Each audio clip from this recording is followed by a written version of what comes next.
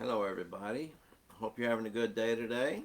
Nice day here where I am, and so I expect it to probably be that way until November. But anyway, uh, the lesson's title is Our Life Journey. And so, whenever we go on a journey, we sometimes get excited about it, and sometimes it's been planned, and sometimes it's just spur of the moment. But there's times we take a trip. It might be family vacation or something else out of necessity, taking care of family or something.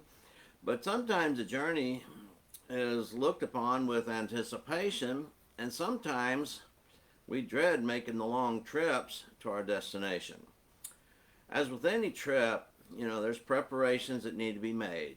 Buying tickets or preparing your car for the trip, planning on fuel, oil, tires, all need to be full and checked. And maybe if you're driving, snacks and drinks need to be available to maybe limit non travel time, as well as a review of the map to make sure you get to your destination quickly and possibly with a scenic route to see things you don't normally see.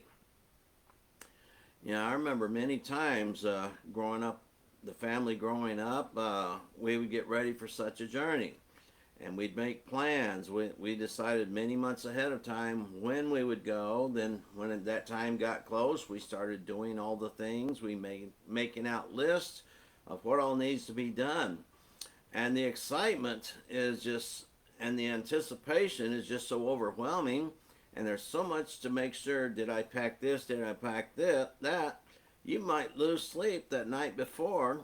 And when you wake up, you start your journey tired.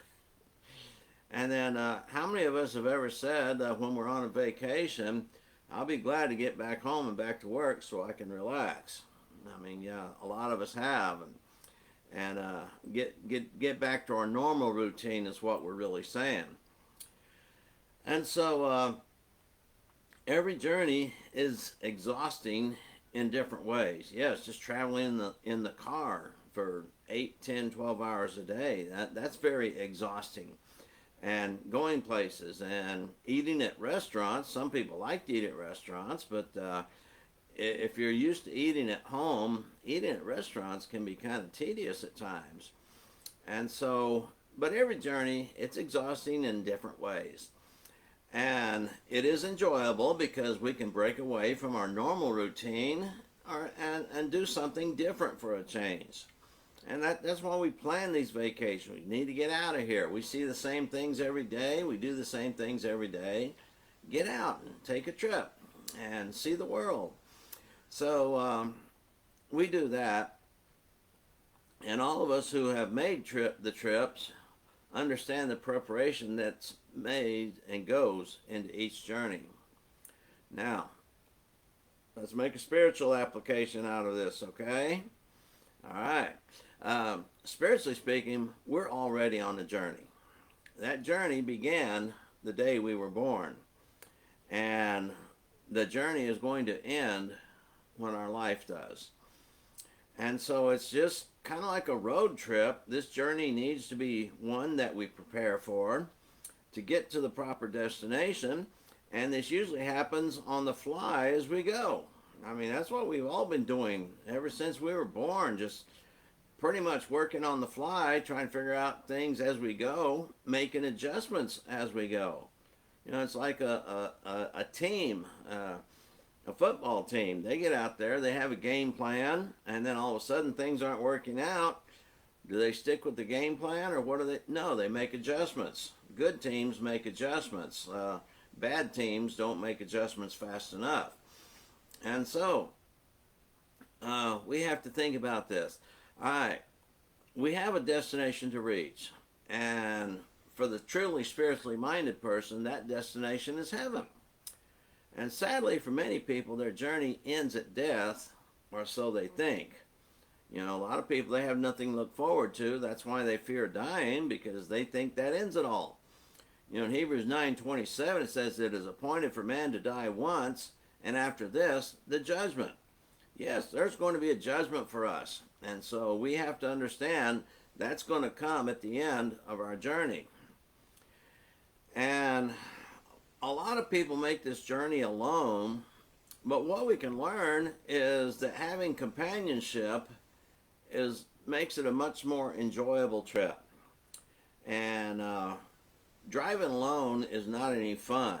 Yeah, sure, you listen to the radio, you crank it up to the level you want to hear, and you pretty much do what you want to do. But it's nice to have somebody with you. It's nice to have your family. Spending time with family that sometimes maybe in our normal routine we just might even ignore them sometimes. So this can be a relationship builder.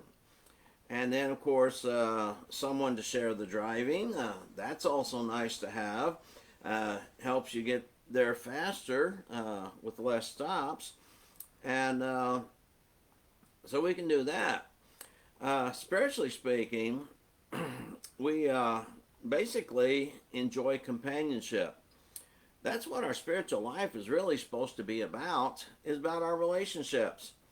And yes, we have various relationships. We have the relationship of our family. We have the relationship of our church family.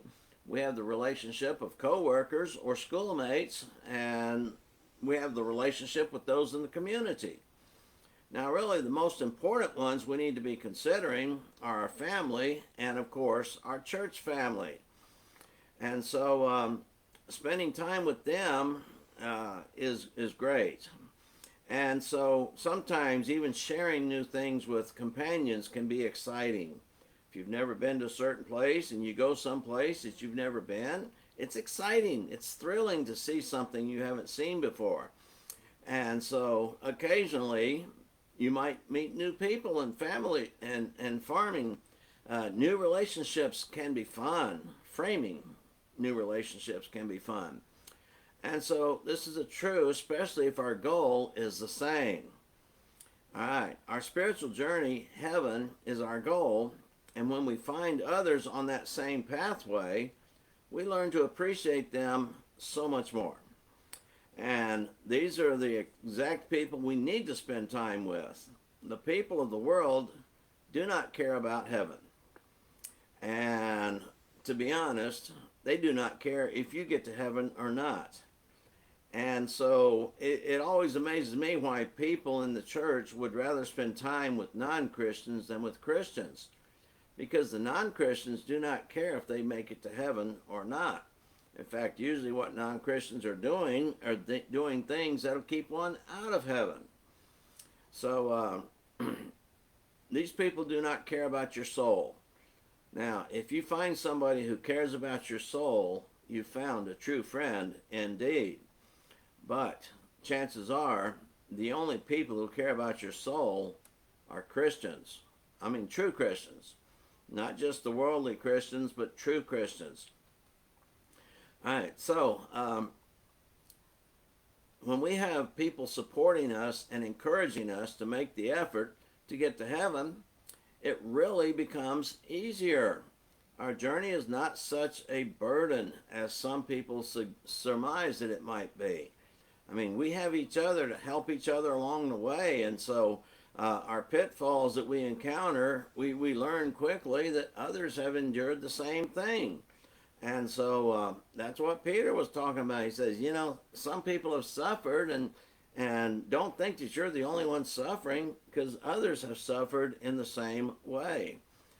So we find that we are encouraged to reach heaven as well.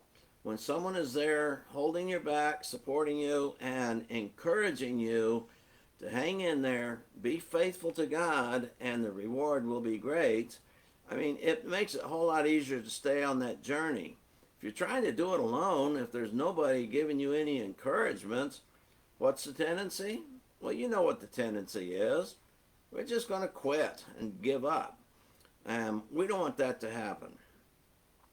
So while the journey may be filled with excitement, and yes, sometimes drama and sorrow, the destination still needs to be reached. And for us, the destination is going to be heaven. And it is best if we can have someone to go with us. And really, I heard one preacher say years and years ago, Yeah, you can't go to heaven without taking somebody with you. And I think that's very true. As I've studied and learned about it, nobody can get to heaven on their own. If you're not actively trying to get others on that pathway to heaven, chances are you're not going to make it. And so, let's get someone to go with us. And let's not forget that on our journey, God is always with us. He is there. He is a present help in time of trouble. And we can turn to Him not only when we're in trouble, but when He has blessed us. We can turn to Him and thank Him for what He's done. If we're concerned about friends and family who might be sick, yes, we can go to God and express to God our concerns. And He will listen to us. As long as we're trying to live faithful, God's going to listen to our prayer. Now, if we're not trying to live faithful, then God will not listen to prayers. We have that assurance from the scriptures. So do your best, and remember, this journey you're on, it's a lifelong journey, and of course the destination, and you're creating your destination.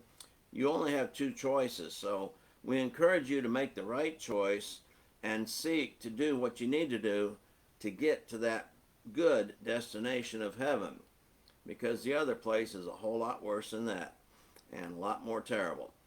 All right, so that's our lesson. It's a short one today, but still consider these thoughts. Share this with others. Pass it along, if you will. And hopefully, Lord willing, we'll see you again tomorrow. All right, bye-bye.